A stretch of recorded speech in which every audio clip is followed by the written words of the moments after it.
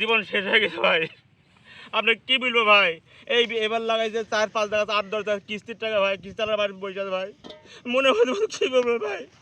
পেঁয়াজ ঠকে বলে তো এমনি জলদি কাল ঢাকা পাড়াইছে 20 টাকা কেজি বলতে 22 টাকা কেজি বলতে ভাই, সবচাকর পেঁয়াজ আজকাল সুরার মতন পেঁয়াজ আছে। এইবার পেঁয়াজ আমি ঢাকাত পাঠাইছি ভাই, মাত্র 35 টাকা 34 টাকা দাম বলতে কাস্টমার না বেচতে পারিনি ভাই।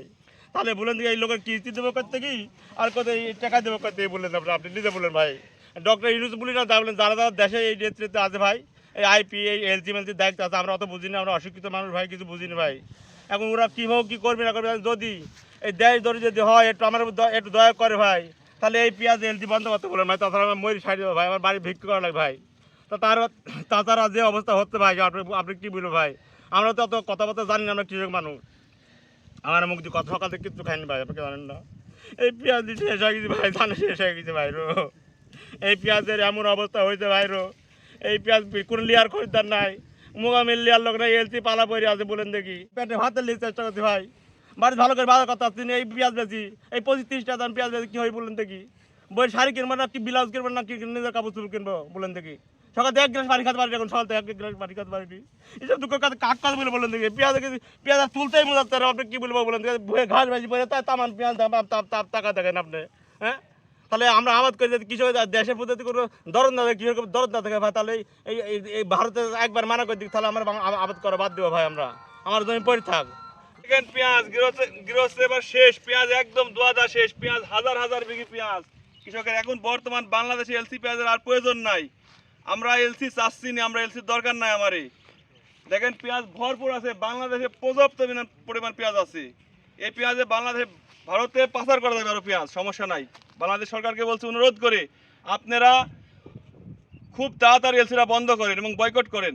60 থেকে 70 মণ ফলন হচ্ছে, এক বিঘা জমিতে আমার ধরেন 90,000 1 লাখ টাকা খরচ। পেঁয়াজের দাম যে পর্যায়ে আমরা কিনতেছি, প্রত্যেকটা গাড়িতে 1.5 থেকে 2 লক্ষ টাকা লস হচ্ছে। আপাতত পেঁয়াজ কেনা বন্ধ রাখছি, এলসি পেঁয়াজ বন্ধ না হওয়া পর্যন্ত আমরা পেঁয়াজ আর কিনবো না। মাঠে 4 ভাগের 1 ভাগ পেঁয়াজ এখন ওঠেনি মাঠে, যদি সরকার এলসি বন্ধ না করে এই 3 ভাগ পেঁয়াজ নিয়ে মানুষ মারার হয়ে যাবে, মানুষ ব্যাপক ক্ষতিগ্রস্ত হবে। মানুষের এই যে কিস্তি টিস্তি ব্যাংক লোন করে আমরা কৃষকের আবাদ করছি, আমরা ব্যাংক লোন দেবো থেকে, কিস্তি দেবো থেকে।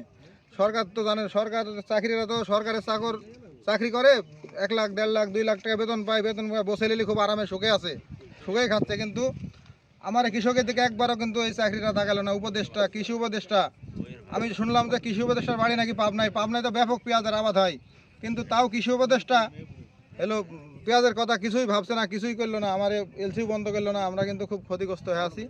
যদি এলসি বন্ধ না করে তাহলে আমরা আর কোনোদিন আবাদ করবো না। আবাদ আমরা ভুট্টা লাগাই বা পাইট দেখাই না, বিদেশ যায় লেবার খাইটি খাবো, তাও পেঁয়াজ লাগাবো না। রাজশাহী জেলা বাগাচানে বলছিলাম, আমার নাম মোহাম্মদ লিটন আলী, আমি 20 বিঘা পেঁয়াজ এখন আবাদ করি। এটা কোন পলাশি বাদে বছর আমি 20 বিঘা পেঁয়াজ লাগাইছি। গতবারও আমি অনেক টাকা লস খাই গেছি, 6-7 লাখ টাকা লস খাই গেছি। এবারও আপনার ওই লসের ভাগ্যে পড়ে গেছি। পেঁয়াজ ছিল বেশি দাম, এখন দাম কম, এলসি আসে সেজন্য পেঁয়াজের দাম কম। পেঁয়াজ বিক্রি করছে আমরা 35 টাকা কেজি, ঢাকা শহরে নিয়ে যায় পেঁয়াজটা নিয়ে যাইতে আমার এদের কেজিতে 10 টাকা খরচ হয়, দাম পাই 25 টাকা কেজি।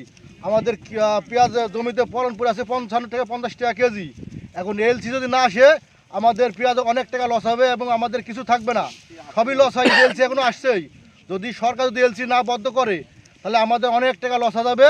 আমাদের পরবর্তী যে আবাদ করবো, পেঁয়াজ চাষ করবো, আমাদের পক্ষে সম্ভব থাকবে না, যে লস হয়ে যায় বছরে, তার কারণ আমরা টাকাই পাবো না, আবাদ করবো কী দিয়ে। তো সে কারণে আমি বলছিলাম, আমি ছোটো মানুষ, সকাশে একটা আমাদের করছি যেন এলসিটা বন্ধ করে দেয়, আমরা যেন পরবর্তী আবার আবাদ করার জন্য টাকা পয়সা আমাদের কিছু থাকে। আর এই বছর যদি লস হয়ে যায় তাহলে আমাদের কাছে টাকা পয়সা থাকবে না, পরবর্তী আমরা আবাদ করবো, পেঁয়াজ চাষ করবো, আমাদের কাছে কোনো টাকা পয়সা কিছু থাকবে না।